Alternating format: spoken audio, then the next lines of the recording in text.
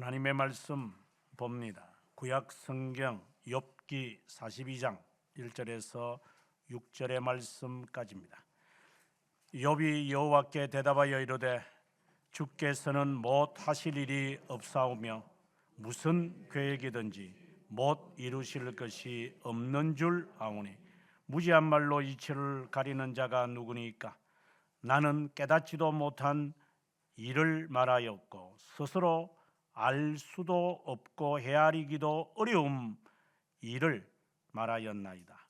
내가 말하겠사오니 주는 들으시고 내가 주께 묻겠사오니 주여 내게 알게 하옵소서. 내가 주께 대하여 귀로 듣기만 하였사오나 이제는 눈으로 주를 배옵나이다. 그러므로 내가 스스로 거두어 드리고 빚걸과 죄 가운데서 회개하나이다. 아멘. 읽은 말씀 가운데 6절의 말씀을 함께 읽겠습니다. 그러므로 내가 스스로 거두어드리고 뒷걸과 죄 가운데에서 회개하나이다. 아멘. 욥기의 결론에 이르렀습니다. 욥기의 결론에 이르기까지의 욥의 그 비창이라는 것을 여러분에게 말씀드렸습니다. 이것은 누구든지 겪어야 하는 것이고 이것은 누구든지 과정을 밟아야만 하는 겁니다. 마치 오늘 욥이 회개한 것은 신앙 고백서에서 분리를 한다면 하이델베르크에서 말하는 참된 회개다 이렇게 말할 수 있습니다. 죄에 대한 깨달음이 생명에 이르는 회개인 신앙고백서 78문이라면 88문 하이델베르크에서 시작하는 참된 회개의 모습의 진모를 우리는 욥을 통해서 보는 겁니다. 회개는 다 같은 회개인 줄 압니다. 그냥 죄 항목을 나열해 놓고 하나님 이거 용서해 주시고요, 저거 용서해 주시고요 이렇게 하는 기도는 가증스러운 것들입니다. 가증스러운 겁니다.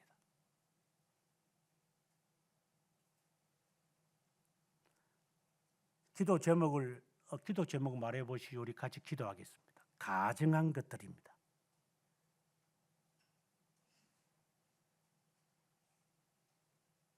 그것이 정오의 대상이어야 하는지도 아직 모르며 살아가는 자들이니까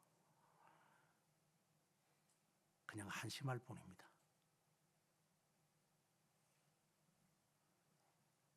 영광의 신학과 십자가 신학을 처음으로 제시했던 마틴 루터가 했던 말입니다. 영광의 신학을 따르는 사람들은 기도 제목을 제시해 놓고 용서해 주십시오. 다시는 하지 않겠습니다. 앞으로는 바로 살겠습니다. 용서해 주신 것을 감사합니다. 이렇게 기도하는 놈들이다. 로마 카톨릭입니다. 그래서 제가 가증하다고 말했습니다. 어디다가 프로테스탄트 교회 안에서 로마 카톨릭이 가르치고 있는 이 거짓 메시지들을 함부로 내깔리고 있는 놈들이 있다면 지옥에는 떨어져야 됩니다. 아니면 무지하다면 고치든지.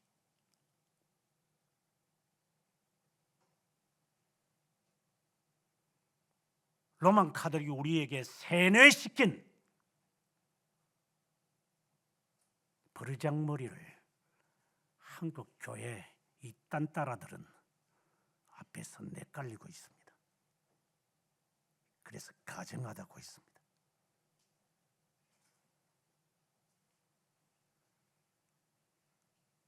욥이 하나님 앞에 회개합니다. 이 회개가 무엇을 의미하는지도 모를 겁니다. 그래서 무지한 놈들입니다.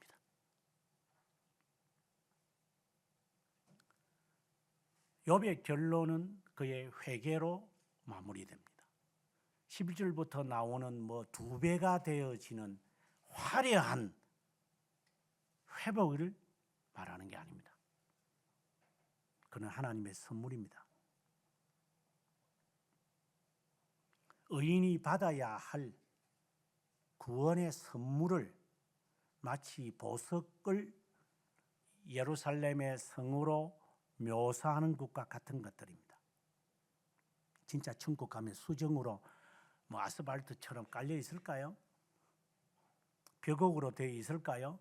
다이아몬드지만 진주로 이렇게 뭐 진주를 얼마나 만들어야지 문이 되겠어요? 그랬을까요? 그렇게 여기는 놈들과 똑같은 겁니다. 욥의 결론은 화려한 2배에 있는 게 아니라 고생 끝에 낙이다. 뭐 이렇게 함부로 말을 하는 자가 있었거나 만약에 한다면 그는 저주받아야 됩니다.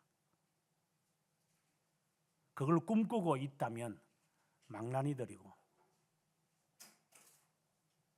그렇게 알고 살았다면 하나님 앞에 주정뱅이로 살았던 거고, 욥에 대해서 모르고 있기 때문입니다. 욥을 향하신 하나님의 시간 속에서 개입입니다.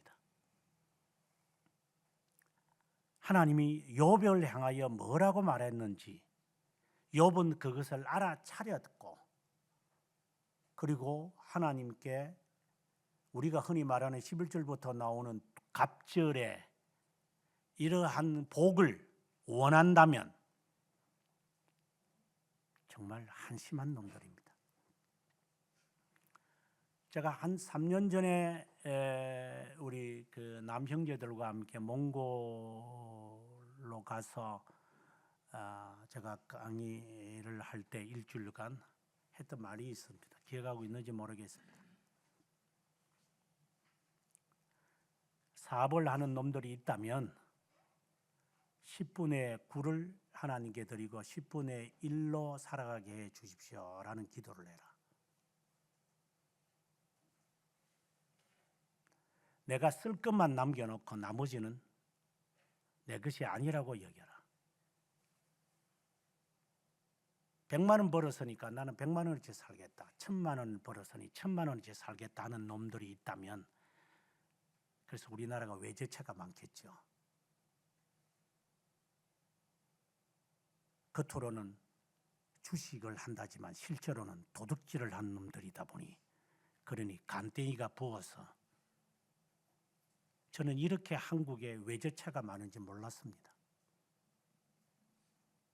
뭐 비싼 차를 타고 다니는 사람이 다 잘못된 것은 아니지만 그래도 법인차 타고 다니는 놈은 괜찮죠.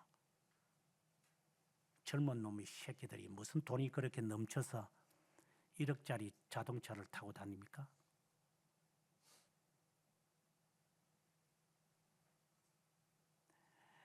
그러한 간땡이가 부은 놈들이 생기는 이유는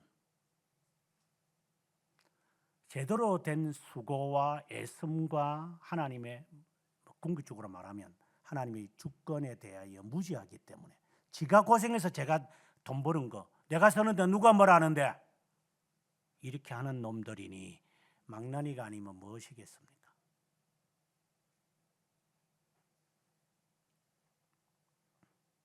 만약에 신자들 가운데서 하나님께서 나에게 허락한 것이니까 하나님께 드리겠나이다 라고 하는 마음으로 산다면, 이거는 조건은 아니겠지만 산다고 합시다.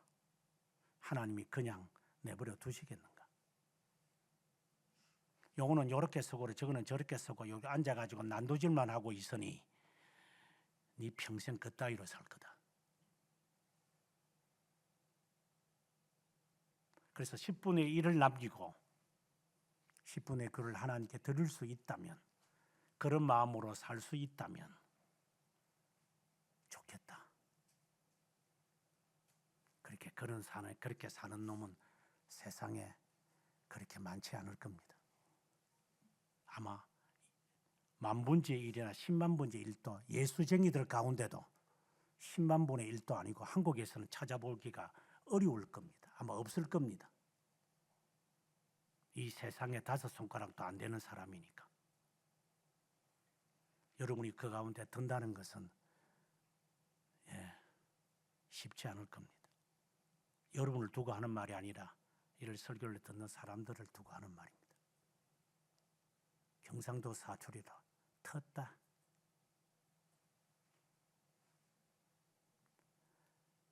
정말 내가 가진 것이 하나님에게서부터 왔느냐 하는 마음으로 우리가 산다면 오늘의 욥을 이해할 수 있을 겁니다. 욥은 갑절을 원한 거 아닙니다. 이렇게 해서 장사에 이득을 보리라고 한 것도 아닙니다. 내가 이렇게 신앙생활을 하면 하나님이 좋은 배우자도 허락할 거라고 그렇게 한 것도 아닙니다. 물론 욥이 깨달은 겁니다만은 지난주에 말씀드린 것처럼 욥은 이 복을 유지하고 싶었습니다. 그래서 성경에서 말하는 대로 참으면 되고 그냥 삼키면 되고 이걸 유지하려니까 내 한 사람은 그냥 꿀꺽 삼키면 이 행복은 그대로 갈 거니까 그거는 아주 이기적인 생각들입니다. 그렇다고 털어버리는 것이 공유된 마음이라고 생각하지 않습니다. 하나님 앞에 서 있는 자를 전제해야 됩니다. 하나님 앞에서 내가 이것을 어떻게 볼 것인가? 하나님이 주신 이 삶을 이 행복을 유지하려고 내가 이렇게 내가 애를 쓰는 것인가? 그 행복이 뭔데? 잘 먹고 잘 살고 나도 적절하게 좀 사용하고 나도 적절하게 어쨌든 편익하게 살면 되는 거니까. 이건 죄도 아니고 성경에 다 그렇게 명하는 거잖아. 참고 견디고 7번 용서하고 이런 번씩 7번이라도 하라니. 그리고 나도 말씀대로 이따위로 신앙생활을 하는 사람들이 거의 될 겁니다. 유지하려고 이 복을. 그래서 여기서 상실되면 어쩔 줄을 모릅니다. 그래서 이것이 상실되면 하나님께 향하여 버럭 화를 냅니다. 15장에서 엘리바스가 욥에게 이런 말을 합니다. 한번 읽어보면 욥이 얼마나 지금 와서 이제 그가 이제 회개를 합니다만 12절에 보면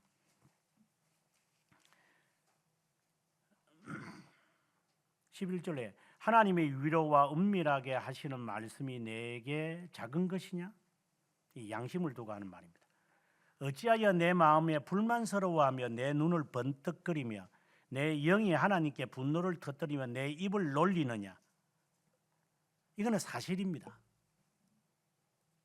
욥은 행복을 세속적 행복이죠. 이것을 유지하기 위해서 경건 생활을 한 것이 사실입니다. 이게 백일하게 드러나는 겁니다.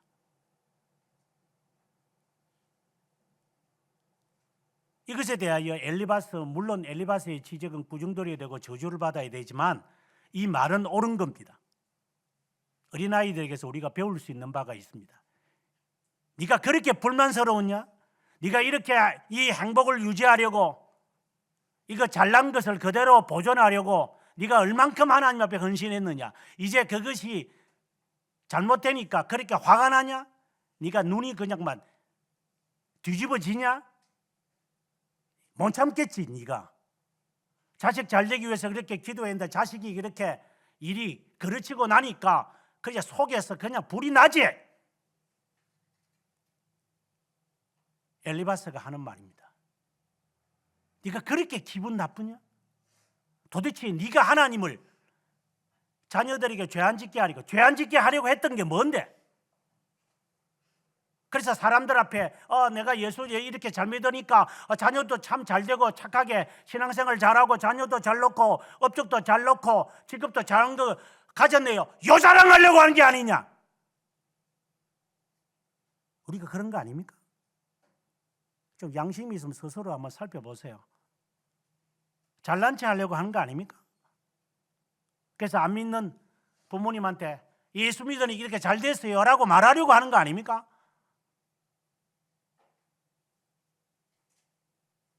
그래서 안 믿는 친구들이 나보다 더 잘 되는 거 보니까 배가 아픈데 예수 믿어가지고 팔자가 피니까 정말 예수 믿은 거 정말 야 너 정말 잘 이런 말을 듣고 싶어서 그런 거 아닙니까? 그럼 뭐 도대체 왜 열심히 내요?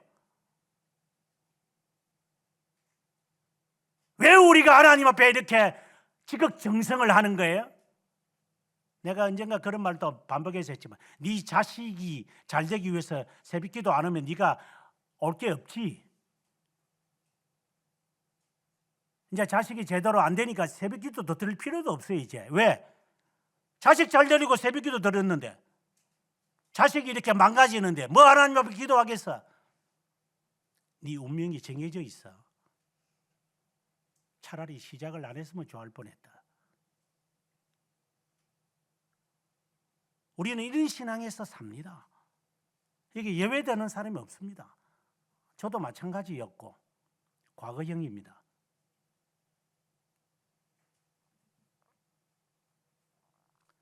엘리후가 지난주처럼 그에게 예리하게 지적하면서 그의 정체를 뒤집어 놓습니다. 이제 더 이상 욥은 자신이 백일하에 드러났으니 더 이상 어디서 답이 없습니다. 하나님은 답하지도 않고 자신의 한계도 지식이 없기에 한계도 바닥이 났습니다. 그리고 설교자인 엘리후가 아무리 말을 해도 그도 한계가 있습니다. 이제 하나님은 그에게 38장부터 임재하시는 겁니다. 이것은 다른 말로 말하면 인격의 만남입니다. 또 다르게 말을 한다면 세르모넴의 깨달음입니다. 말씀 자체이신 분을 만나게 되는 겁니다. 이거는 중생의 경험하고와 유사하지만 중생의 경험부터 반복하는 것이지만 그것보다는 참된 회개에 대한 너 열심과 너 열정이 바르게 되어야만 하기 때문에 하나님은 이제 개입하시는 겁니다. 38장부터 이루어지는 하나님의 개입의 말씀은 한마디로 요약을 할 수 있습니다. 네가 아는 게 뭐냐라는 겁니다. 오늘 본문에 그가 4절에서 그가 답을 찾습니다만 무지한 말로 이치를 가리는 자가 누구냐라고 말을 했는데 38장에 가보면 하나님이 2절에 이렇게 말합니다. 무지한 말로 생각을 어둡게 하는 자가 누구냐. 여기서 오늘 본문에서는 뭐라고 했냐면 무지한 말로 이치를 가리우는 자가 누구냐 이랬습니다. 이거는 번역을 잘못한 거죠. 생각이라는 말과 이치라는 말은 같은 단어입니다. 이치라는 말도 틀린 번역이고 생각이라는 말도 틀린 번역입니다. 무지한 말로 하나님의 작정을 좀 더 정확하게 표현하면 하나님의 의지를, 하나님의 뜻을, 하나님의 계획을 어둡게 하는 자가 누구냐. 여기서 어둡게 한다는 말은 하나님의 이 계획을 망치는 거 있잖아요. 공교하게 만들어 놨더니만 이게 와가지고 모래성을 확 발로 밟아가지고 무너뜨리는 것처럼 하나님의 작정과 하나님의 계획과 하나님의 의지가 있는데 네 스스로가 하나님의 계획을 발로 차지 않느냐 이 말입니다. 이건 두려운 말입니다. 하나님이 처음으로 하신 말씀입니다. 욥에게. 여러분 이런 말씀을 들어본 적이 있습니까? 네 인생이라고 네가 마음대로 결정하고 행했겠지. 그러면 하나님의 계획은 없냐? 네가 하겠다고 그랬어. 네 인생을 네가 발로 걷어찬 놈이 아니냐 이 말입니다.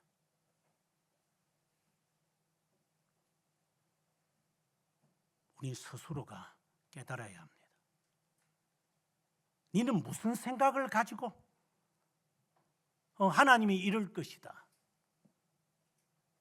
그렇게 생각하는 자도 없겠지만 그렇게 하는 놈이 있겠습니까?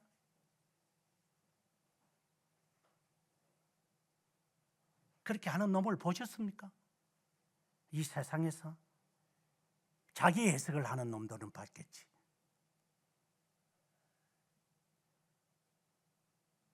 하나님이 뭔데?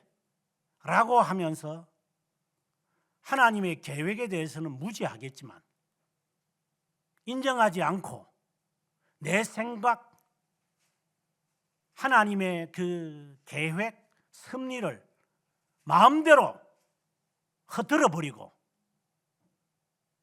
엉망으로 만들어 버리는 것, 지 인생도 마찬가지로 그렇게 만들어 놓는 거 아닙니까? 그래서 우리가 대가 받는 거 아닙니까? 하나님의 자녀라면 대가 받겠지만.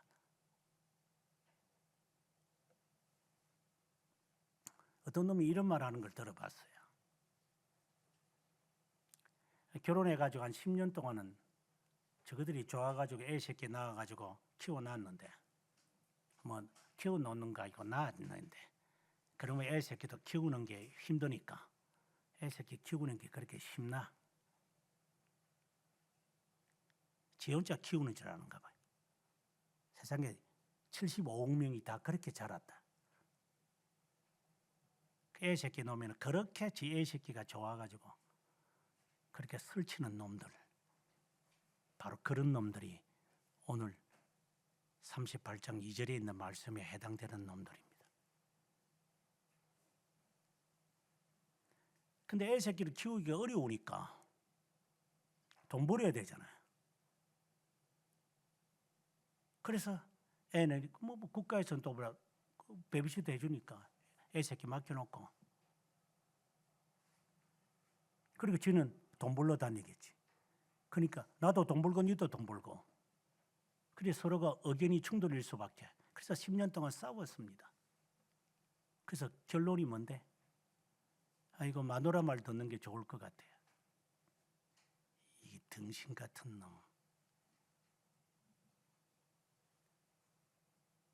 마누라 말이 듣는 게 속 편해요. 그래, 속 편하지. 그만큼 이기적인 것이 없을 거다. 마누라가 제대로 서 있을 때는 모르지. 옆에 내가 제대로 서 있다면 그 말 듣는 것이 옳다. 하지만은 그게 너의 함정이다.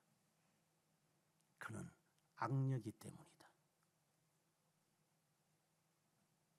흑검이가 그냥 나온 줄 아냐? 암놈이 순놈을 잡아먹어. 그는 동물의 이치야. 인간이 거듭나기 전에는 똑같아. 암놈이 순놈을 잡아먹어. 너는 거기에 속한 자야. 앞으로도 그래 살겠지만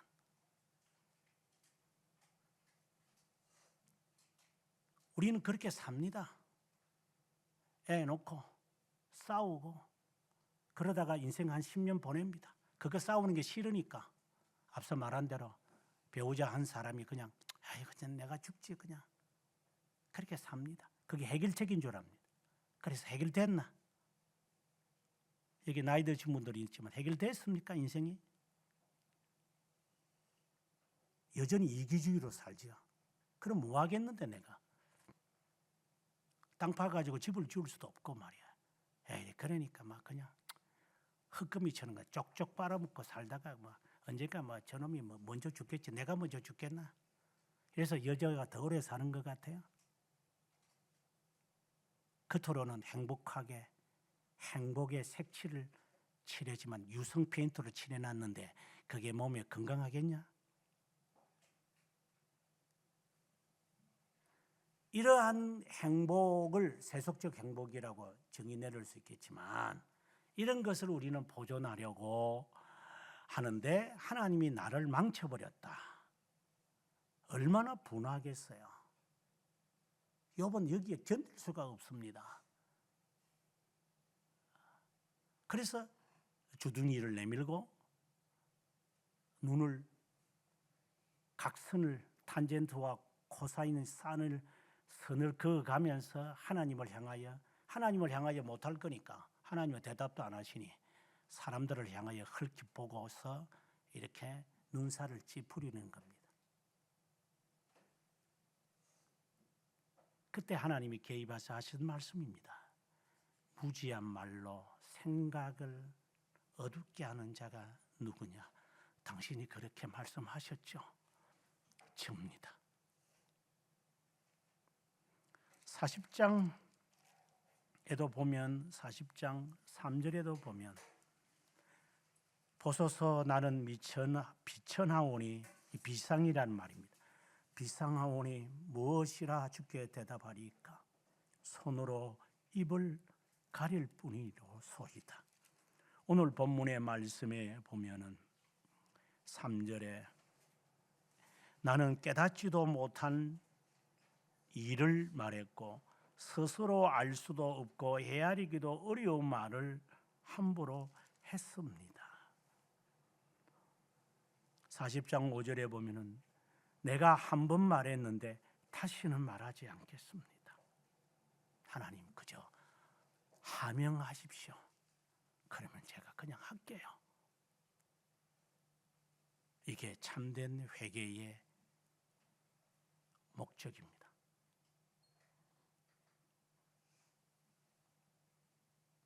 하나님 내게 말씀하시면 제가 할게요. 아닙니다. 뭐 청음을 듣겠다? 뭐 말씀을 읽다가 깨달음이 왔다? 그거는 조금 맞습니다. 또 말씀을 듣다가 맞아. 내가 이거 잊어버렸던 거네. 그거 깨달음이 있습니다. 이것은 오늘 오전에 말했지만 지성의 깨달음밖에 안 됩니다. 정말 성령 하나님께서 깨닫게 하셨다면 바로 행동합니다. 재산을 팔아다가 가난한 자에게 다 나누어 줘 버립니다. 근데 그것이 안 되죠. 그래서 너는 천국 들어가는 게 어려울 거다. 이렇게 말씀한 겁니다. 우리가 재산을 다 팔아가지고 가족을 버리고 주님을 따라 사오니 주여 어떻습니까? 베드로가 묻습니다. 그때 주님이 대답하지 않습니다. 용서해라. 이거는 겸손을 두고 하는 말입니다. 버렸다는 말을 하지 않는다. 어떤 놈들이 그런 놈들이 있다고 그랬잖아요. 헌금 실컷 내놓고 나중에 교회 떠날 때는 헌금 내달라고 하는 놈들이 있다고.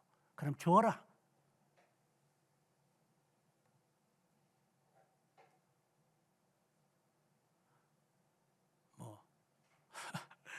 우선 이야기지만 실제로 교회에 있습니다. 새로운 교회 단계도 있었고 저는 풍문으로만 들었는데 실제로 등장하는 모습을 보고 있네. 오래전의 이야기입니다. 다시는 하나님 제가 모르는 가운데서 말하지 않겠습니다. 그냥 하명하시면 제가 할게요. 말이 앞서는 우리들 두고 봐라. 안 되는 거 봐라. 이 말장난을 참 많이 합니다. 말잔치를 잘하죠. 말. 밑도 끝도 없는 것들이. 짖는 개는 물지 않는다고 했습니다. 성령 하나님이 깨닫게 하심이 있다면 바로 순종으로 바로 나옵니다. 우리에게 순종이 없다면, 지금까지 우리의 깨달음은 적극적으로 순종하지 않았다면 우리의 깨달음은 자기가 깨달은 겁니다. 아무 소용 없습니다. 물론 그것도 고귀합니다. 그것도 없는 놈들이 절대적 다수이기 때문에. 하지만 아닙니다. 호기심이기 때문에. 욥의 깨달음은 두 가지로 요약할 수가 있는 겁니다. 3절에 있는 말씀입니다. 무지한 것으로 하나님의 작정을 가리는 자가 바로 접니다. 이 말입니다. 당신의 뜻이 이 땅에 이루어지기를 원합니다.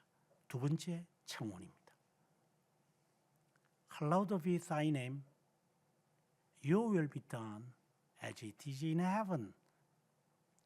하늘에서 이루어진 것처럼 나에게도 이루어지십시오, 하나님. 당신을 거룩하게 하옵소서. 그리고 당신의 뜻이 나에게 이루어지기를 원합니다. 이게 당신의 뜻입니까? 아닙니까? 그렇게 왜 묻습니까? 그 묻는다고 압니까, 우리가?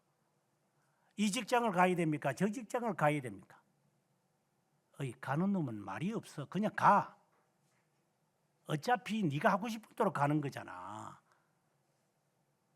하나님의 뜻은 모른 채 네가 하나님의 뜻이기를 바라는 거잖아. 그 욕망 아니야? 그거 제목 갖다 놓고 기도해? 아이고 진짜 옆구리가 진짜 옆구리 찔러가지고 대답 나오게 만드네. 어떻게 그 조잡한 기도를 해? 하나님 앞에?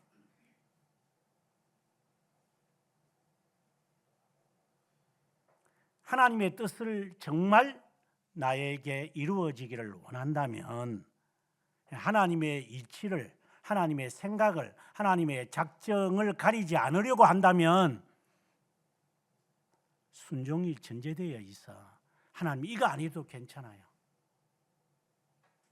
저는 하나님의 궁전에 있는 게 첫날 세상의 궁궐에 있는 것보다 나아요. 이거는 변치 않아요, 하나님. 화려한 옷을 입고 진수성찬을 먹는 거 좋아요. 하지만 신앙을 지키기 위해 이 모든 것은 언제든지 포기할 수 있어요. 이런 기도는 몇 사람이나 할 수 있을까요? 여러분 해봤어요? 중연부라는 것처럼 기도를 할 줄, 그런 것만 갖다 배워놓고 이 자리에 왔으니 제가 그걸 가만히 두겠습니까?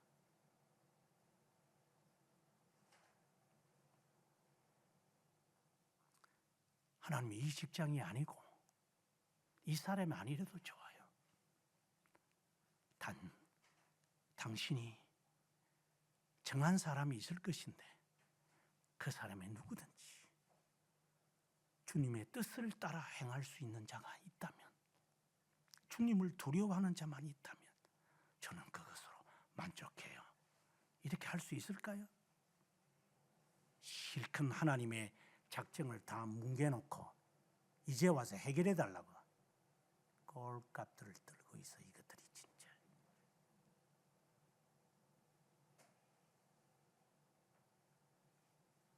하나님의 이치를, 하나님의 작정을 회방하지 마십시오. 이것으로 나아가기 위해서는 욥이 38장에서 41장까지 하나님과의 인격적인 만남이 중요하죠. 이것은 다른 말로 한다면 하나님 앞에서의 참된 회개의 본질을 깨달은 겁니다. 우리는 흔히 공포와 손해와 그리고 상처 때문에 우리는 피합니다. 똥이 더러워서 피하나? 아니 무서워서 피하나? 더러워서 피하지. 이렇게 우리는 말들 합니다. 이건 둘 다 틀렸습니다. 제가 어릴 때만 하더라도 뭐 여기에 뭐 저 백사마을 가도 됩니다. 요 중계동이 백사마을 가봐도 그 사람 똥이 많습니다. 그 자칫 밟으면 그 똥에 그 퍼집니다. 그게 똥이 인물입니다. 아직도 합니다. 우리는 다 똥입니다. 그게 인분이 바로 사료였습니다. 그래서 해충이 많았던 겁니다. 그러나 지금은 안 그러죠. 지금은 이제 뭐 하도 약품을 많이 줘서 약품 제거 안 듣고 꼭 씻으세요 그러지만 과거에는 인간의 똥이었습니다. 똥이 무서워서 피하는 겁니까? 더러워서 피하는 겁니까? 아니요. 인간들은 똥을 가지고 사용했습니다. 지금까지, 여태까지, 불과 지금도 씁니다. 똥이 더러워서가 아닙니다. 사용합니다. 필요하면. 그래서 제가 어릴 때 초등학교 때만 되면 오줌을 받아가지고 일본에 팔았습니다.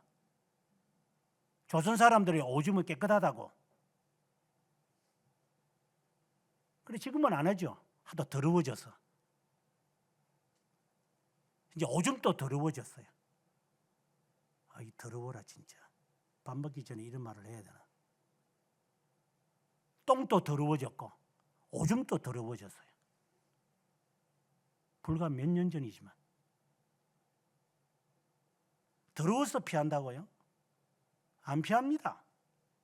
이득입니다. 인류는 똥으로 살았습니다. 왜 피합니까? 똥을 곁에 둬야지. 아마 조만간에 다시 똥으로 돌아올 겁니다.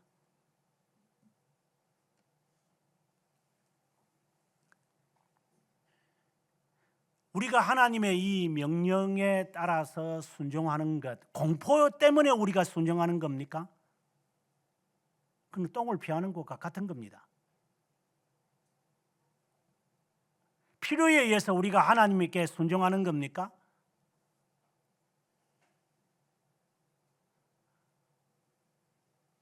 우리가 하나님 앞에 충성하고 애쓰는 것은 하나님과의 인격적인 만남을 경험했기 때문입니다.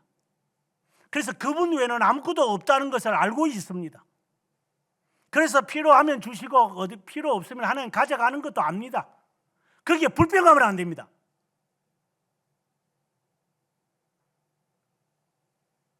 여기에 내 생각과 내 이치를 내의 이 계획을 집어넣어 가지고 이러면 망가지는데 하나님을 계속해서 우리는 방해합니다. 장애를 거칩니다. 그래서 이단자 아르미니우스는 이런 말을 했습니다. 의지는 내가 그자를 칭송하는 게 아니라 하도 답답해서 하는 말입니다. 이단자도 이 정도는 말한다 이 말입니다. 모든 것은 다 부패했지만 의지는 부패하지 않았어. 왜 의지는 부패하지 않은 줄 알아? 장애물이 있기 때문에. 그게 자유의지라는 거야. 그래서 이 자유라고 하는 이것, 내 마음대로 살고자 하는 것, 요거 제거하면 의지는 깨끗할 거라고. 그냥 씻으면 되니까. 농약 묻어 있으니까 씻어가지고 그리고 먹으면 돼. 그래서 씻어. 그래서 하나님 앞에 나와서 회개하고 네, 하나님 바로 살게요 라고 해서 하면 그것이 하나님 앞에 공덕이 돼. 그게 재량 공로고 그게 재정 공로야. 아주 미묘하게 아주 은근하게 우리에게 접근해 옵니다.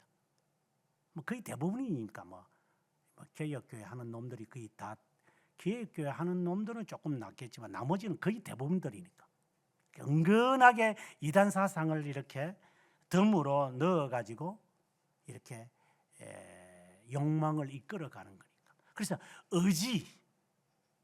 의지의 장애가 되는 것들이 있어. 마치 하나님 앞에서 우리가 행해야 할 하나님의 뜻을 따라가야 되는데 내가 계속해서 초를 치는 거야. 아우 진짜 여러분 가정스럽지 않? 그게 가정하다는 것을 못 느끼십니까? 자기 자신이 그렇게 사랑스럽습니까? 그래서 자기 자신대로 뜻대로 하는 게 그렇게 좋은 겁니까? 그래서 내 마음대로 하고 싶은 겁니까? 그래서 내가 원하는 대로 하고 싶습니까? 그만큼 자기를 사랑합니까? 하나님이 나를 더 사랑한다는 것은 인식하지 못합니까?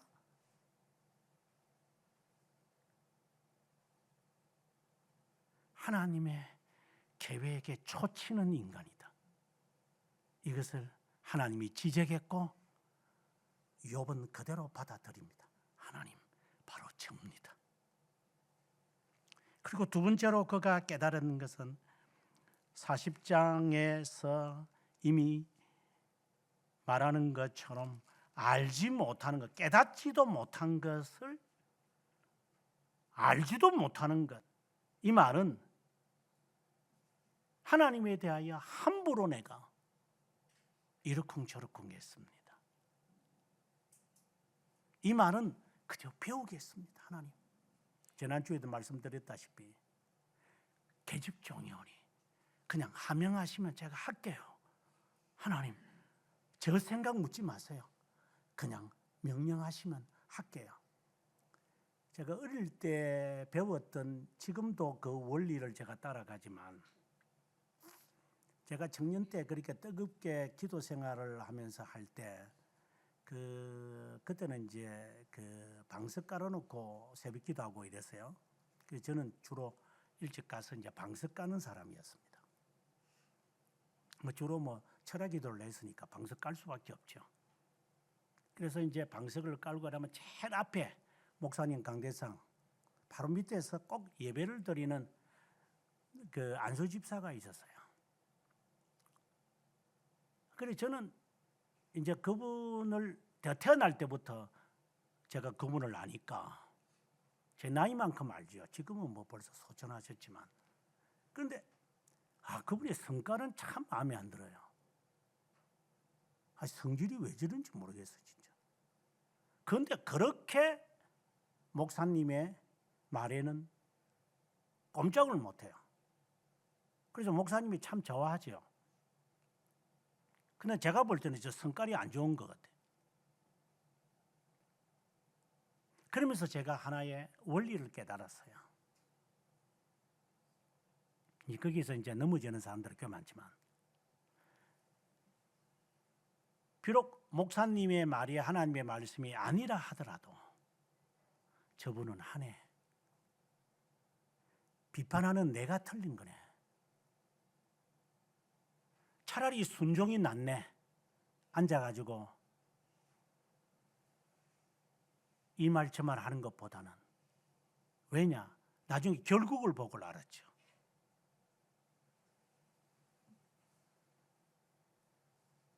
나중에 그분이 삶을 전체를 제가 이렇게 봤을 때, 제가 태어날 때부터 봤던 인생을 봤을 때 당신의 신앙생활은 옳았어.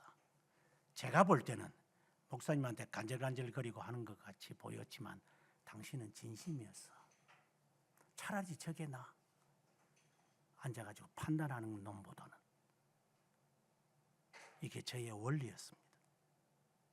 지금도 그것을 변하지는 않습니다. 맹종이라 하더라도, 지난주에는 제가 맹종과 순종을 구별했지만 맹종이라 하더라도 거짓된 자에게 맹종하는 것의 차이는 알겠지. 적어도 목사님의 말에 맹종처럼 하더라도 안 하는 나보다는 너보다는 나을 거라고.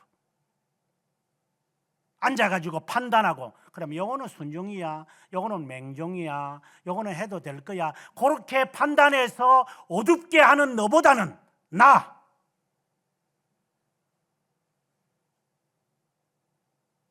알지 못한 게 아는 것처럼 말하는 나니까.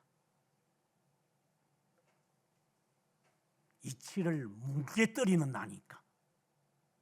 욥이 바로 그것을 말하는 겁니다. 하나님은 저는 스스로 알지도 못하고 헤아리기도 어려운 말을 아는 체하며 살았습니다. 그래서 제가 싫어하는 종류 가운데 아는 채, 가진 채, 젠 채, 잘난 채 하는 놈들. 가끔씩 오후 예배 때 여러분들이 저하고 오랫동안 지내보시지 말지만 오후 예배 때 기도시키거나 질문을 하거나 제게 질문을 할 때, 제가 질문을 하거나 질문을 받을 때 그 질문의 색깔을 제가 모르겠습니까? 알면서 나에게 질문하는 건지 아는 체 하려고 질문하는 것인지를 제가 모르겠습니까? 제 직업이 그런 직업이었는데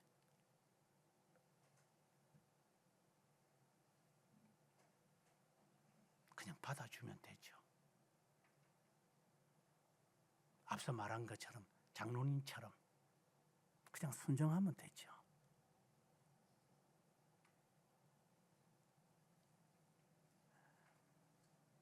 알지 못하는 내가 아는 체 하였습니다 라는 것이 그의 두 번째 깨달음입니다. 그래서 4절에 와서 주님 제가 말하는 거 들으셨죠? 하나님 제가 부탁함, 여기서 묻는다는 것은 뭐 질문을 하는 게 아니라 하나님 제가 부탁할게요.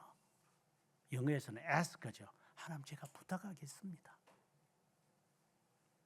하나님 내게 알게 해 주십시오 라는 거였습니다. 그러며 하는 말입니다. 5절 6절에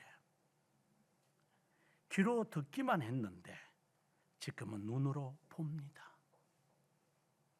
이거는 실제적인 것을 말합니다.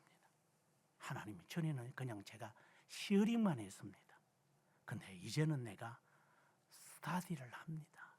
이 말입니다. 제가 학습의 과정을 많이 말했지만 바로 그러한 이야기입니다. 하나님 그냥 들어서 신학교에서 들은 대로 교회 가서 교육 전도사가 이렇게 옮겨내는 게 아닙니다. 하나님 그것을 내가 충분히 듣고 깨달아서 내 삶의 실천으로 옮겨내는 저 되게 도와주십시오 라는 기도입니다. 눈으로 보게 해 주십시오. 이는 경험과 실제를 말하는 겁니다. 물론 이것도 심정적 깨달음이 아니면 불가능합니다. 그냥 얇게 지가 그냥 깨달아가지고 이렇게 하는 거하고는 다릅니다. 그러면서 하나님 앞에 두 가지를 요청을 합니다. 스스로 거두어 드리고, 정말 이 말씀을 저는 읽으면서 소름이 끼쳤습니다. 여기서 말하는 거두어 드린다는 게 뭐 우리가 내가 이렇게 내뱉었던 말 있잖아요. 좀 하나님을 방해했던 것, 이런 거 하나님이 다 제가 철수하겠습니다. 하나님 그거 그냥 처리합시다. 제가 없었던 걸로 하겠습니다. 그냥 이거 그냥 쓰지 못하는 것으로 void 합시다. 이제 미국 같은 경우는 체크로 이렇게 썼다가 잘못 쓰면은 영어로 그냥 void 써버리거든. 그럼 이거는 쓸 수 없어요. 이게 수표는 수표지만 이미 사용돼 버린 거니까. 하나님, 제가 지금까지 해왔던 말들, 그리고 뭐 좀 더 직접적으로 말하면 제 신앙 생활, 내 방식 void 하겠습니다. 다 내려놓겠습니다. 다른 말로 원어대로 말한다면 경멸하겠습니다. 제가 살고 있는 이 양식을 다 뭉개뜨리겠습니다. 하나도 옳은 거 없습니다. 다 바꾸겠습니다. 뭐는 어떤 죽어가는 사람이 했던 말처럼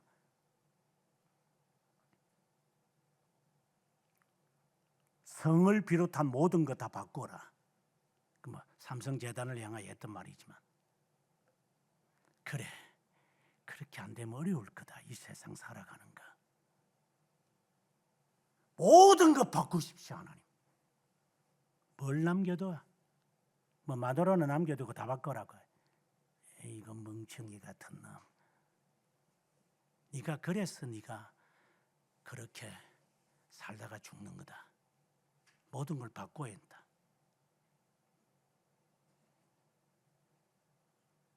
거두어 드리겠다 이 말은 하나님, 제가 스스로 다 내려놓겠습니다. 다 묻어버리겠습니다. 이거 다 필요 없습니다. 이런 거 좋아했던 거 취미, 내 습성, 내 버릇 다 내려놓겠습니다. 하나도 남기지 않고. 이 말씀이 정말 소름이 끼친다고 했습니다. 시편 48편에 보면 고라 자손이 이런 기도를 했습니다. 48장 8절에 우리가 들은 대로 만군의 여호와의 성, 우리 하나님의 성에서 보았나니 하나님이 이를 영원히 경고하게 하실 것입니다. 이 결론을 내리기 전에 4절부터 이미 나왔습니다만은 떨고 해산하는 고통, 그리고 다시스의 배를 깨뜨리는 것처럼 모든 것을 다 망가지게 하겠다.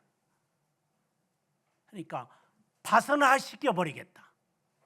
우리가 애를 베고 애를 낳을 때는 여성들이 기본적이잖아요. 지 새끼 낳으니까 지하고 똘만 닮은 것 나오니까 좋냐? 제가 늘 이런 말을 했지만 네 닮은 걸 나와서 좋을 게 뭐 있으니까? 네 성질이 괜찮냐? 네 외모가 괜찮냐? 네가 하는 버릇이 괜찮겠냐? 근데 우리는 거기에 절겨요. 해산하는 고통과 같다라고 하는 말은 네가 아기를 여기에 베면서 스타일이 뭉개지고 그리고 이 아이를 낳으면서 내 인생은 이제 바뀌어져야 한다는 말이에요. 애 새끼 낳고 난 다음에도 처녀 때 흉내 내려고 이것들이 미쳤나 걸쳤나 진짜. 그 처녀 때 흉내 낸다고 몸 관리한다고 그래요. 몸 관리에는 잘못한 건 없지만 애를 고통스럽게 할 때는 이 아이의 인생을 걸고 내 인생을 바꾸겠다는 결의와 결심과 결정을 해야만 하는 건데 아직도 인생이 덜 먹어가지고 이것들이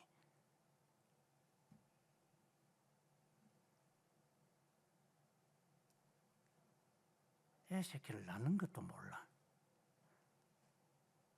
그래서 애 새끼 낳고 난 다음에 성질들을 부리지.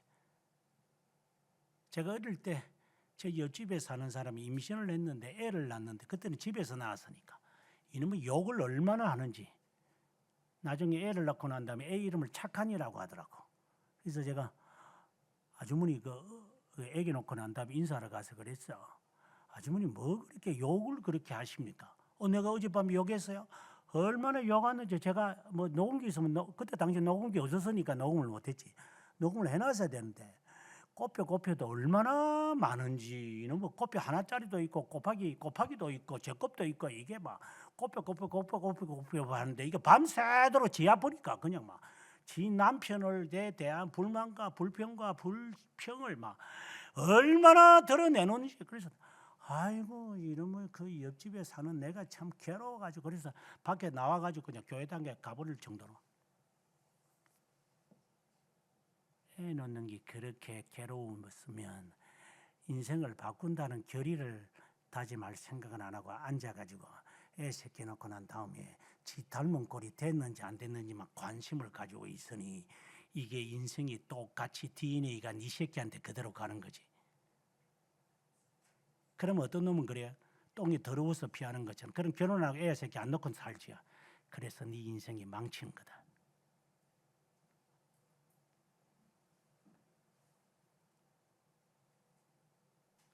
해산하는 고통을 내가 해야 되겠다 라는 말은 내가 모든 것을 포기하고 이제 새로운 어머니로 거듭나겠습니다 라고 하는 세상 이치입니다.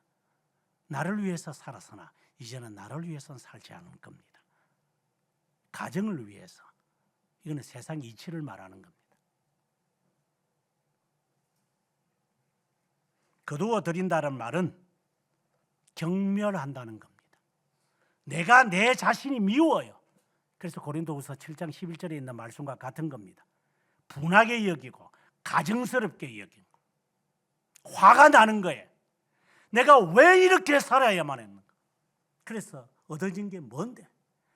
자기 자신을 경멸하는 거예요. 싫어. 이제는 다시는 안 돌아갈 거야. 나를 끌어들이지 마. 나는 과거로 돌아가지 않을 거야. 이것은 삶의 변화를 말하는 거예요.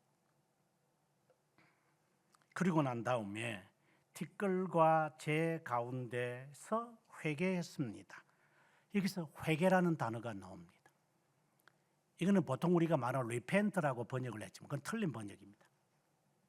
그건 단순한 회개가 아닙니다. 회개가 뭔데? 또 이렇게 물어보면 또 잘 몰라요 또. 그래서 제가 처음부터 여러분들에게 참된 회개라 이렇게 말했습니다. 생명에 이르는 회개는 뭔지, 참된 회개가 뭔지 아직 개념이 안 돼 있으니까 무슨 말을 안 되겠지만 여기에 간단하게 말을 하면 회개라는 그 용어에 들어가기 전에 용서라는 말부터 개념을 잡아야 됩니다. 회개는 용서를 위한 거잖아요. 수단이니까. 용서를 받기 위해서 하는 거 아니잖아요. 그래서 용서라는 단어를 먼저 깨달아야 돼요. 하나님이 당신의 죄를 사면하셨습니까? 사면하셨습니까? 확신이 있습니까? 하나님이 나를 용서하시는 거죠. 사면. 리미션이라, 영어에는 리미션이라 그래요. 너 죄를 용서한. 이건 칭의의 개념과 같은 거죠. 너 죄 사함을 받았다. 이게 사죄의 은총을 말해요. 속죄의 은총을 말해요. 하나님 감사합니다. 용서받았습니다. 사면해 주신 것 좋습니다. 내가 1만 달란트 받았는데 내가 이제 면제되었습니다. 사면되었습니다. 감사합니다. 그러면 사면 받았어? 예. 그러면 나는 하나님께 뭐라고 말하지? 용서라는 말을 하겠죠. Forgiveness. 용서하신 것 감사합니다. 이게 보편적인 단어죠. 내 입장에서 바라보는 용서해 주세요. 근데 이 말은 틀린 말이에요. 또 사면을 받은 사람이 용서해 달라고 forgiveness를 원하지 않아요. 그것은 오늘 본문에 나오는 이제 세 번째 뜻인 pardon. I'm so sorry. 하나님 미안합니다. 죄송합니다. 실패했습니다. pardon. 용서해 주십시오. 우리말에는 뭐라고 말해야 될지 모르겠습니다. 우리말에는 없으니까. 하나님, 그저 굳이 가까운 단어로 한다면 하나님, 미안합니다.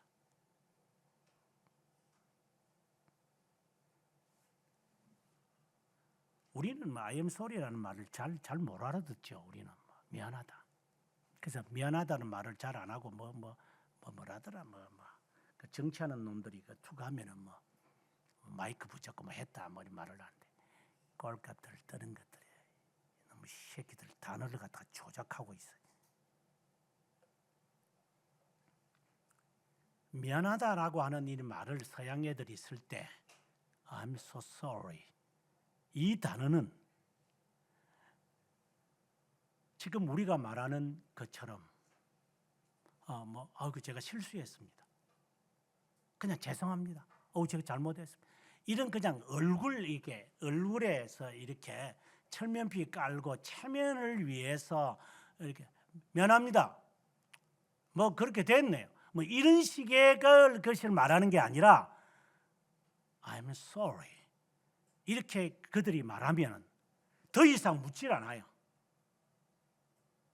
그래서 sorry라는 말을 함부로 쓰지 않아요. 그들은. 우리가 그 번역하니까 아나운서나 이런 리포터들이 번역을 하는 거 보면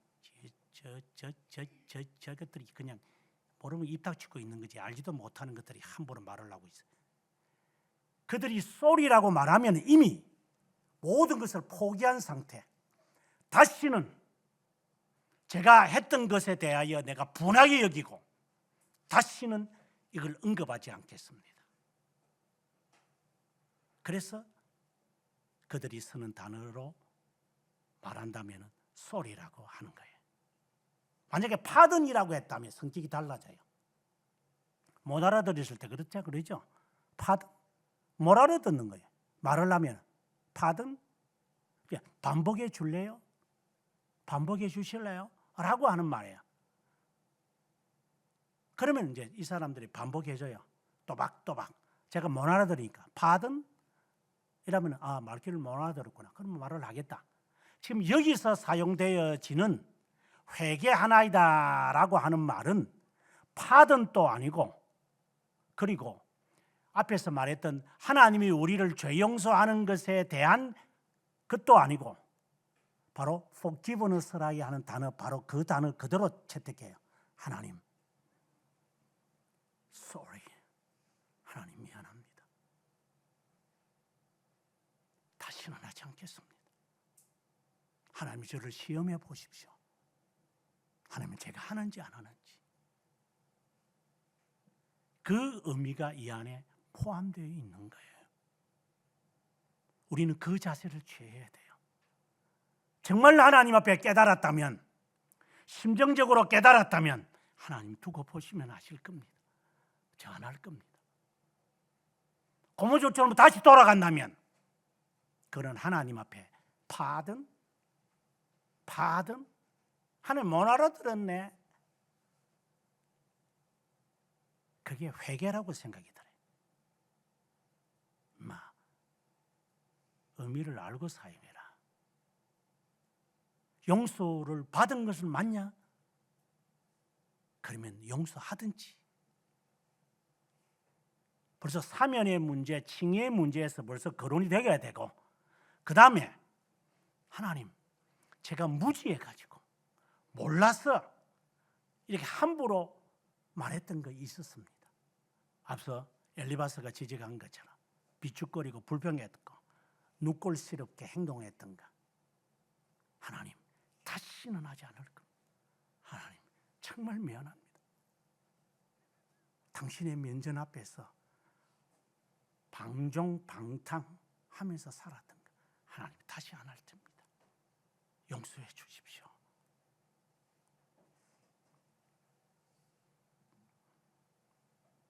그 모양이 티끌과 재 가운데 앉았다. 이 말은 자신을 추하게 보게, 앞서 했던 말처럼 거두어 드린다는 말과 같은 개념을 갖고 있는 겁니다. 하나님, 제가 행했던 거 다 쓰레기통에 다 집어넣고, 그리고 이제 하나님 앞에 간구합니다. 하나님, 한번 테스트 해보십시오. 제가 하는지 안 하는지. 안 할 겁니다. 죽어도 안 할 겁니다. 이런 자세의 회개인 거예요. 하지만 그에게 여전히 남아있는 앙금은 있습니다. 왜 하나님은 나에게 고통을 주셨는지 이유에 대한 겁니다. 지난주에는 여러분들에게 하나님이 말을 해도 네가 못 알아들을 것이다 라고 하는 것으로 일축했지만, 이제 결론에 있어서는 그 답이 나와야 할 겁니다. 욥이 모르는 게 있었습니다. 무엇을 지금 욥이 모르는 거죠? 하나님에 대하여 자세하게 모르는 것도 있지만 하나 더 모르는 것이 있습니다. 우리가 알고 있는 거죠. 그게 사탄의 개입이었습니다. 이 욥은 모르는 겁니다. 하나님의 그 계획이 어떻게 되어져서 하나님이 왜 사단에게 나에게 고통을 주라고 허용하셨는지 우리는 모릅니다. 우리는 조금 더 확대해가지고 하나님께서 왜 선과 악을 알게 하는 나무를 먹지 말라고 하셔놓고 먹는 것을 그냥 묵인하셨는지 우리는 모릅니다. 그냥 허용이라는 단어밖에는 쓰지 못합니다. 그러면 이것이 우리에게는 무엇을 교훈을 주는 겁니까? 욥은 바로 이 점에 있어서 하나님 앞에 더 이상 묻지 않습니다. 하나님이 제가 알지 못하는 무언가가 있었겠죠. 하나님의 카운설이라고 제가 했습니다. 여기에 무지한 말로 이치를, 여기 이치라는 게 이게 카운설이거든요. 하나님의 작정, 하나님의 계획, 앞서 38장 2절에서는 생각이라고 번역을 했지만 좀 더 궁극적으로 말하면 하나님의 그 작정, 하나님이 영원에서 나에게 일어난 일에 대하여 왜 하나님이 그렇게 작정하셨는지 저는 모릅니다. 알 필요가 뭐 있어요? 네가 알아서 뭐 할 건데? 우리가 알아야 할 이유가 뭐 있어요? 알 수도 없겠지만. 그래서 칼빈 선생이 하나님이 우리를 택하신 이유는, 선택하신 이유는 하나님의 선한 기쁨이다. 선한 기쁨의 뜻은 인간의 자기가 상상하고 있는 조건을 다 깡그리째 뒤엎으라는 거다. 아주 깔끔하게 정리해버려요. 하나님의 기쁨, 뭔 하나님의 기쁨이 있어? 하나님이 우리처럼 지정의를 가지고 있어? 인격이라면 또 지정의라고 하는 놈도 또 있기는 하지만 어디서 그따위를 함부로 내뱉고 있어? 인격이 지정의야? 어디서 굴러먹는 개뱉다고 같은 소리만 짓거리고 있어요. 모르는 게 아닌 척하고 있고.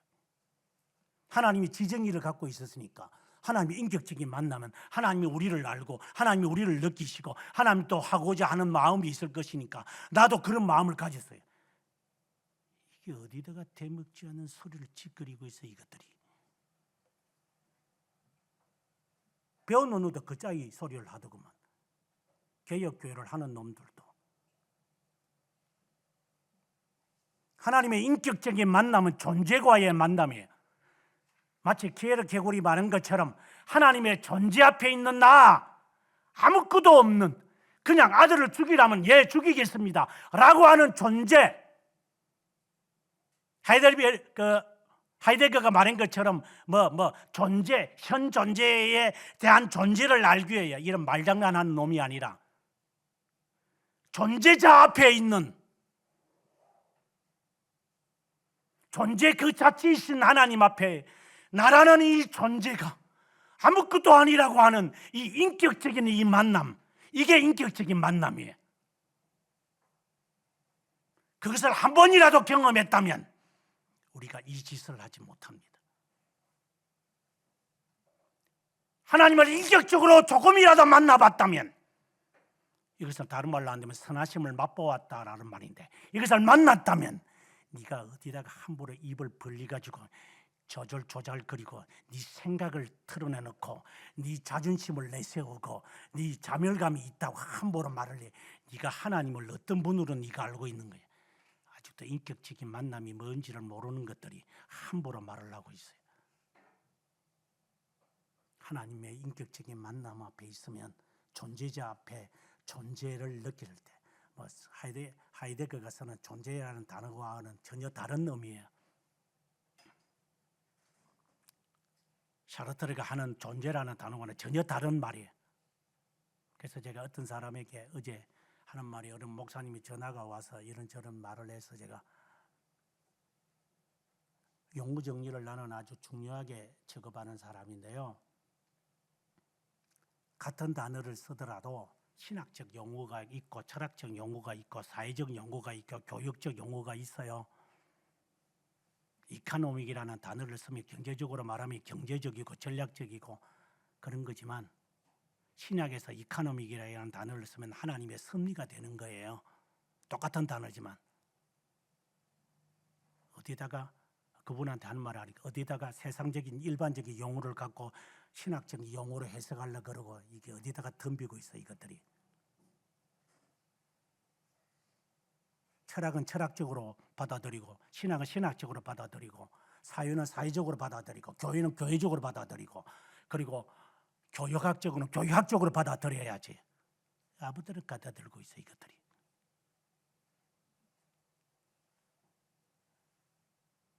한 단어를 어떻게 쓰느냐는 그 체제 안에서의 뜻이 완전히 달라지는 거니까. 아직도 모르면 배우든가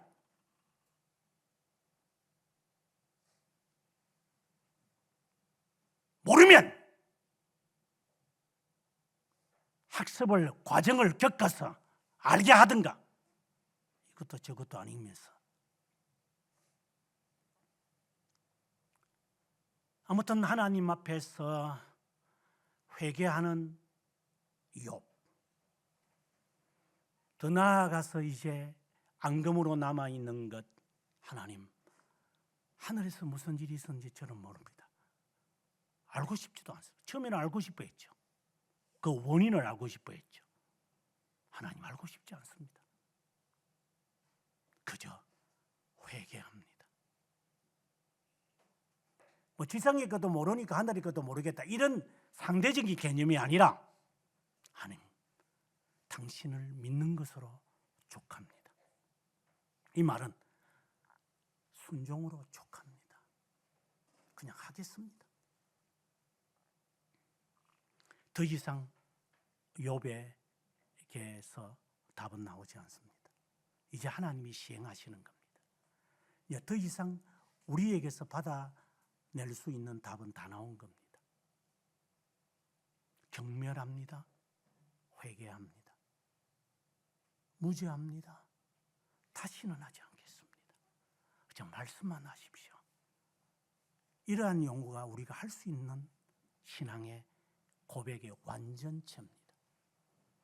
이것이 나오기 쉽지 않습니다. 그래서 여러분에게 했던 말이, 살아도 주를 위하여 살고도 죽고 죽어도 주를 위하여 죽노니 내가 사나 죽으나 내가 주의 것이다. 이게 자연스럽지 않으면 죽을 때 지옥 갈 거다. 쉽지 않을 겁니다. 한번 해보세요. 찬송 후에 기도 시간에 주를 위하여 살아도 주를 위하여 죽어도 주를 위하여 살든지 죽든지 나는 주의 것이다. 이 말이 그렇게 바리새파처럼 나오기는 쉬워도 실제로 하나님이 너 죽인다 할 때 죽이십시오. 하나님, 살 만큼 살았으니 이제는 죽어도 여한이 없습니다. 죽으면 지옥 갈 건데 네가 죽어도 되겠냐? 아니요, 그럼 살아야 되겠지. 그 말이 바로 이어서 나올 겁니다. 쉽지 않을 겁니다. 하나님은 욥에게서 들을 수 있는 것은 다 들었습니다. 이제 하나님이 심판하시는 것만이 남았습니다. 그래서 친구들에게 심판하시는 겁니다. 욥은 마치 예수 그리스도의 중보자의 입장입니다. 그가 기도하지 않으면, 중보하지 않으면 너희를 용서하지 않을 거다. 그럼 욥은 합니다. 당연하게 하죠. 자기를 그렇게 비난하고 비축거리고 저주까지 퍼부은 사람들을, 이는 마치 중보자를 향하여 있는 욥의 태도입니다. 이는 자연스러운 겁니다. 그래서 욥이 기도해서 친구들이 용서받았다, 그런 말이 아니에요. 이는 중보자 그리스도가 우리를 위하여 중보하시기에 우리가 주의 이름으로 무엇이든지 구하면 내가 시행하리라 하는 말씀과 같은 맥락이에요. 그러면 욥이 희생제를 드려요. 희생제를 드리는데 진짜 하나님이 정말 많은 것을 요구해요. 7 수소, 7 수양, 이런 엄청난 거예요. 뭐 죄를 그렇게, 뭘 그렇게 많이 지었다. 7마리를 잡아가지고 7마리를 잡아가지고 죽여라. 이는 그들의 죄의 심각성을 말하래요. 욥을 꾸짖는 게 아니라 하나님에 대하여 잘못 말한 너희들,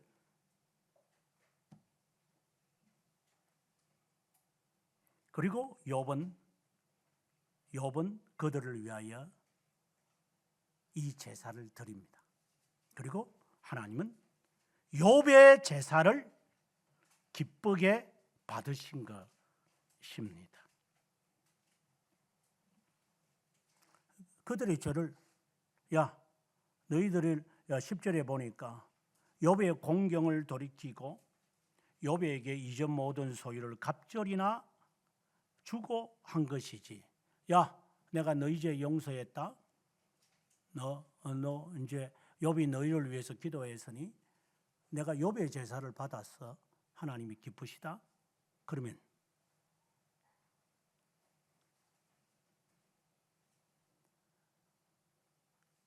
하나님의 심판대 앞에서 하나님의 영광을 두 면으로 나타낸다고 되어 있어요. 웨스트민스터 33장 2항에 보면 한쪽 부류에서는 정의의 영광을 나타내고 한 부분에서는 자비의 영광을 나타낸다고 했어요. 하나님은 다 영광을 거두세요. 악한 자들에게도 유기된 자에게서도 영광을 취하고 하나님의 택한 자에게서도 하나님이 영광을 취해요. 악한 자에게서도 하나님이 기쁨을 취하고 선택된 자에게서도 선한 자에게서도 하나님이 기쁨을 취해요. 그러나 그 결과는 달라요. 그래서 욥에게서 기쁨을 하나님이 취했을 때 하나님이 그에게 이루 말할 수 없는 갑절로 주는 거예요. 노후에 자녀를 7명을 낳았고 딸을 3을 더 주셨는데 그보다 아름다운 여자가 없다. 이 정도, 이거는 말을 할 수 없을 정도의 보화와 보상을 주는 거예요. 욥이 구하지도 않았어요. 이것은 솔로몬의 기도와 같은 거예요. 이거 주세요, 저거 주세요, 잘 되게 해주세요. 그런 기도하지 마라 그랬죠, 제가.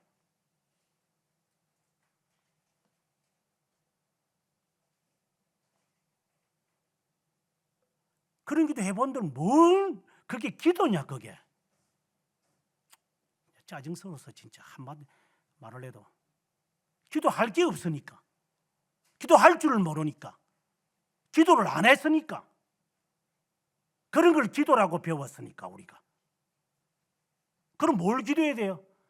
그럼 배우든가. 그럼 기도를 어떻게 해야 되는가, 무엇을 기도해야 되는가.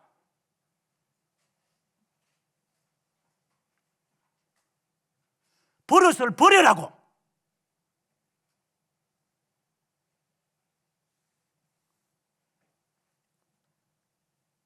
기도는 하지 않았지만 하나님이 그에게 다 주시는 것, 이게 하나의 모본입니다. 그 다음에 이 찬란한 것은 하나님이 왜 주셨을까요? 안 줘도 되죠. 욥은 그걸 바라지도 않았으니까. 이것은 처음에 여러분에게 말했다시피 10분의 1을 남겨두고 10분의 9를 하나님께 드릴 수 있겠느냐, 여러분에게 도전장을 제가 던진 것처럼 구하지 않아도 하나님은 주세요. 이게 하나님의 권능의 주권입니다. 그리고 이것은 하늘나라의 보상, 즉 구원을 맛보게 하는 것들이에요. 근데 왜 주실까? 맛보게 하기 위해, 더 나아가서 하나님 때문에 하나님이 주시는 거예요. 너에게는 이게 필요할 거야.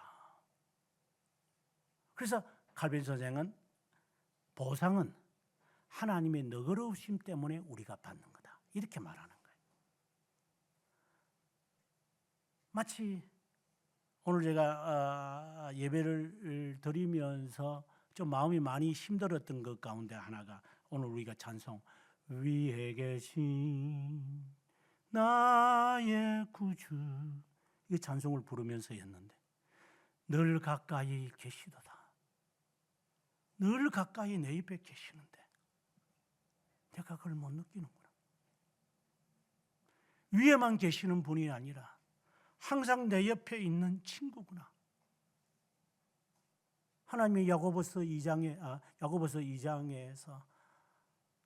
야곱을 향하여 아브라함을 향하여 내 벗 아브라함이라 했어요.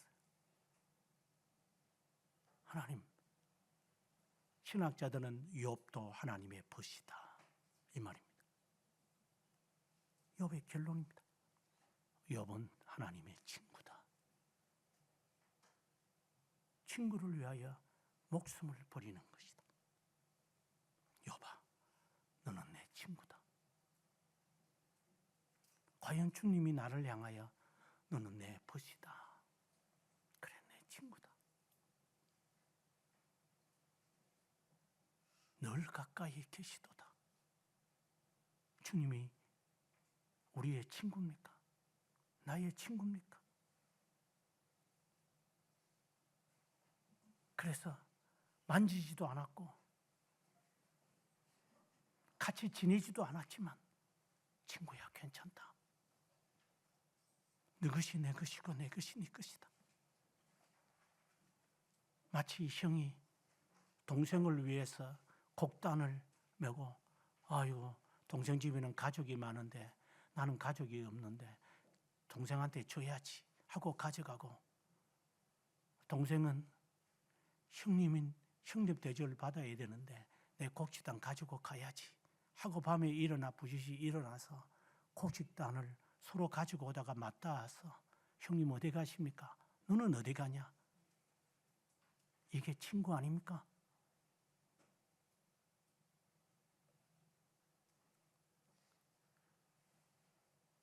욥아, 마치 욥이 당한 그 고난에 대한 하나님이 대가를 주시는 것 같아.